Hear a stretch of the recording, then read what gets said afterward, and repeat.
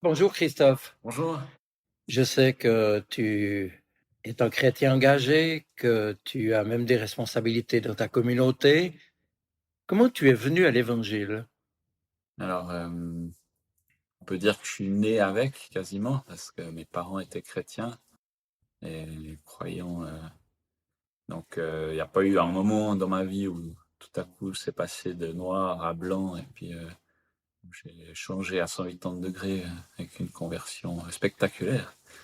On est chrétien ou bien on le devient? Alors, un peu les deux, parce que c'est plus facile en étant déjà né chrétien de le rester, je pense.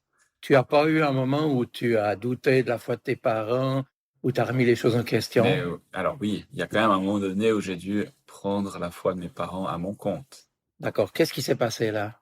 Alors, c'était pas non plus spectaculaire, mais je me rappelle de plusieurs étapes un peu qui ont marqué ma vie de croyant. Euh, pas non plus spectaculaire, mais la première c'était un camp d'enfants, ouais, de la Ligue pour la lecture de la Bible. J'avais 13 ans où ils nous ont demandé qu'est-ce que vous croyez. Est-ce que c'est pas voilà la foi de vos parents? Est-ce que c'est vraiment vous? Et puis là, j'ai fait cette décision dans mon cœur. Je crois même pas que je m'étais avancé ou quoi. Comme quoi, moi, j'y croyais vraiment. Ce qui était en toi en gestation depuis bien des années que tes parents t'avaient transmis, mais tu te l'es approprié, c'est ça? Ouais, ouais. J'imagine qu'à l'adolescence, il y a eu des remises en question, il y a eu des moments difficiles. Mais pas tant que ça. Alors, j'ai pas fait vraiment de crise de l'adolescence comme certains le font. J'ai suivi mon catéchisme, puis à la fin, j'ai confirmé aussi là. J'avais déjà pris cette décision à 13 ans, je confirme continuer dans cette décision. Donc là, la confirmation, c'était à 16 ans, je crois. Et j'ai jamais tout remis en question. Je me suis jamais posé trop de questions. Au sortir de l'école, Alors, je suis allé à l'Uni, à l'EPFL, que dans les maths et puis informatique. tu viens d'une famille plutôt terrienne, non? Tes Oui, parents n'étaient-ils pas des gens de la terre? oui. Ils m'ont toujours encouragé à continuer dans ce que j'aimais faire. Déjà enfant, j'aimais les chiffres. Et ils m'ont encouragé aussi là-dedans. Puis, même mon père, agriculteur, il aimait aussi les chiffres. Donc si lui avait eu la possibilité de faire des études, peut-être qu'aussi il en aurait fait. Mais à l'époque, ça n'avait pas été possible. Il n'était pas déçu que tu ne reprennes pas le domaine? Non, non, il m'a encouragé sans remords. Et toi, tu en avais des remords? Non, vu qu'ils m'ont libéré de ce poids qu'il aurait pu y avoir, en ne mettant pas de pression à ce niveau-là, j'ai pas eu de remords non plus. Ouais. Donc, tu commences des études dans une haute école scientifique, l'école Polytechnique fédérale, et puis là, tu es en contact avec d'autres gens qui remettent en question ta foi ou pas? Alors, j'ai cette chance peut-être de pas trop me remettre en question. Est-ce que ta foi a été remise en question? Non, pas fondamentalement. Est-ce que d'autres t'ont aidé à traverser durant cette période? Oui, on était toujours encouragé dans les groupes bibliques universitaires, un petit groupe où on se retrouvait pour étudier, prier ensemble. Et ça, c'est un atout aussi. Ouais.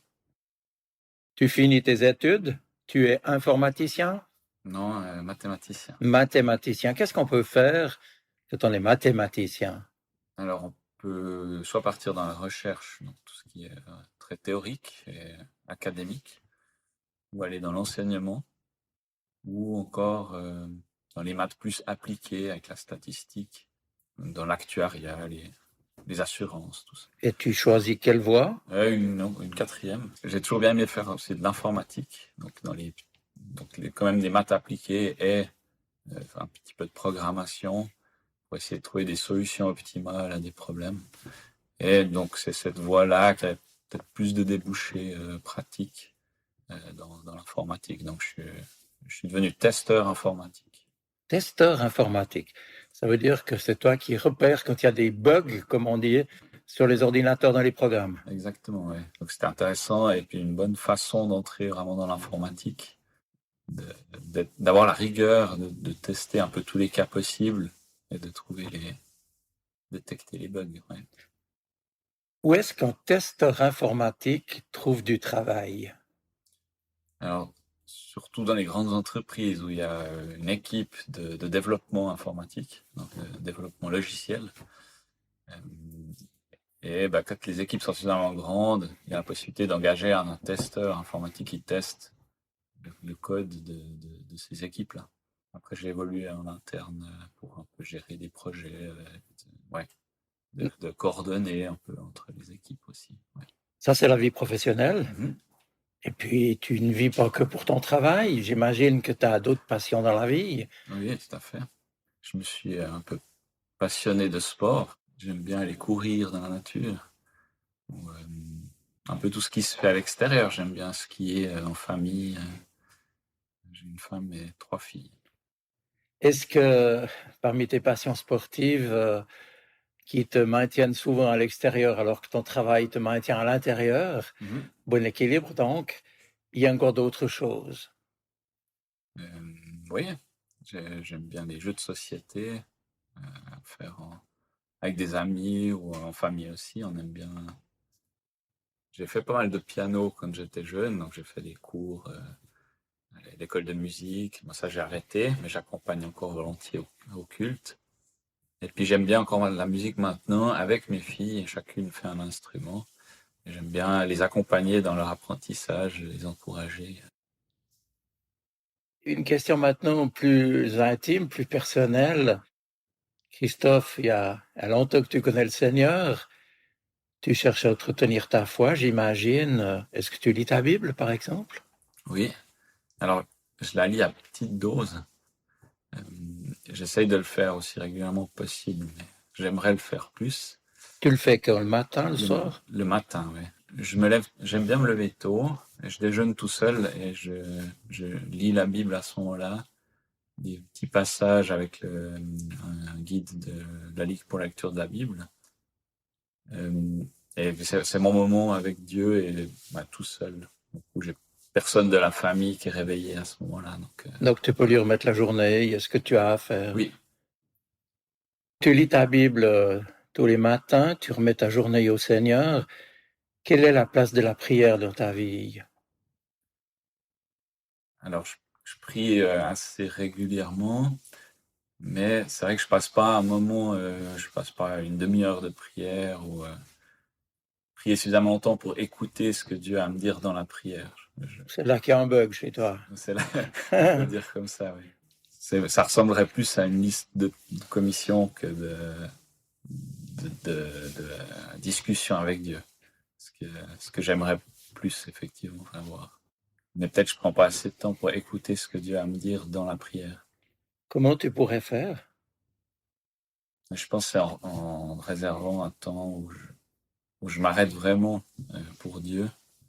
J'essaye de toujours être positif et toujours d'être reconnaissant parce que je sais que j'ai beaucoup de chance. Donc j'essaye de plus remercier Dieu pour ce qu'il me donne que de lui demander sans arrêt et de faire une liste de commissions. Donc la reconnaissance, la louange. Ouais. Tu pries avec ta femme aussi? Non, on n'a pas cette habitude. Tu pries à haute voix à l'église? Oui, ça oui. D'accord. Christophe, je sais que tu es engagé dans ta communauté chrétienne. Tu t'es engagé comment? Oui, alors je suis engagé avec la musique pour accompagner les chants au piano, un peu avec la technique aussi, parce que c'est proche de mon métier avec l'informatique. Et, aussi pour l'école du dimanche, je suis le moniteur des plus grands. Tu accompagnes les enfants, tu les enseignes, tu témoignes de ta foi auprès d'eux. Oui. Ta communauté chrétienne est une communauté qui est très axée sur l'extérieur. Vous faites des actions auprès des plus pauvres, je crois. Oui. Et puis d'autres encore. Il y a aussi le ministère en prison, où on va jouer une pièce théâtre pour Noël. dans les prisons C'est bien reçu? pour les encourager. Oui, ils nous attendent et ils ont assez peu d'occasions de gens qui viennent. Donc, ils sont toujours très contents de nous accueillir. Ils nous disent, mais pourquoi le reste de l'année vous venez pas? Donc vous avez l'occasion de témoigner de votre foi en prison. Oui. Mais Dans une prison, dans plusieurs prisons. dans plusieurs prisons, ouais, Suisse romande. Ouais. Ta communauté chrétienne est engagée auprès des plus pauvres. C'est du concret ou c'est du blabla? Alors, on essaye d'être le plus concret possible, avec des actions plutôt que des paroles, effectivement.